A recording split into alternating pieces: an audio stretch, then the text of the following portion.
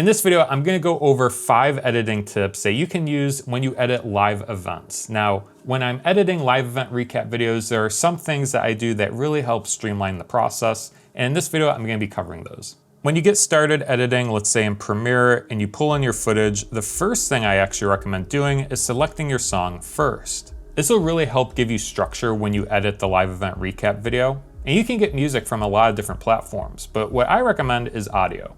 What I really like about audio is that they have a lot of AI tools that really help you find music fast for your video editing projects. They have Link Match AI where you can copy and paste in a clip from, let's say, Spotify to find something similar on the platform that sounds like that piece of music. They also have Hans AI where you can describe the type of event recap video that you're creating and it will give you certain song recommendations. For example, I can type in cinematic wedding, and when I search, the AI will pull up different song suggestions for a cinematic wedding recap video. So we can take a listen.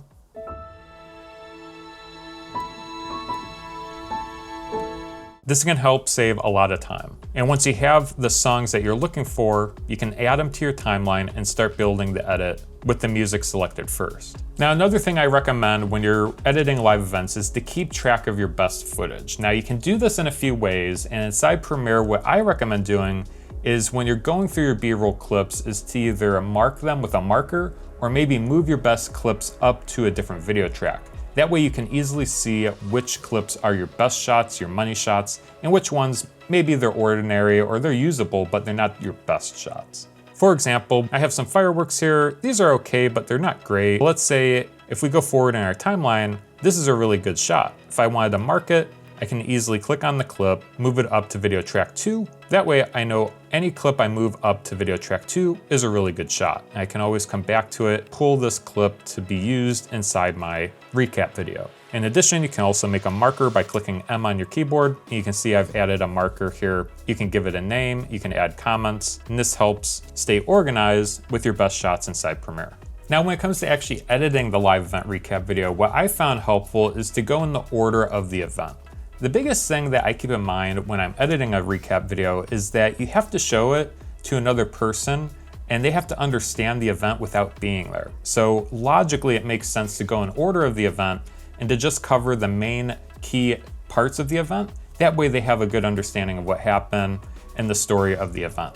But along with telling the story of the event, I also recommend focusing on the emotion. So when you're going through your clips in your timeline, make sure that you're grabbing great emotional shots, whether it's expressions, hugs, high fives, energy, anything with movement. Those are gonna be more dynamic than just a static shot. Speaking about movement, another thing that can really take your editing to the next level when it comes to recap videos is using speed ramps. Now, speed ramps can be applied in any video editing software, but in Premiere specifically, you can do this directly in the timeline. For example, I have this clip here in my timeline from a wedding. And if we click and play this back, it looks good in real time, but we can slow it down by using speed ramps. So first, what I recommend doing is changing your display settings inside the clip on the timeline from opacity to time remapping. And you can do this by right-clicking on the clip in your timeline, going to show clip keyframes, and then time remapping speed. And that's what I have currently.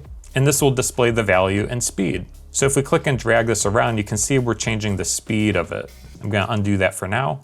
But what you can do is add keyframes. So you can click P on your keyboard to bring up the pen tool, and you can click once to make a point here, and this basically makes a time keyframe. So if I grab my selection tool, what I can do on the second half of this clip is click and drag this time control down to maybe 50% to go into slow motion.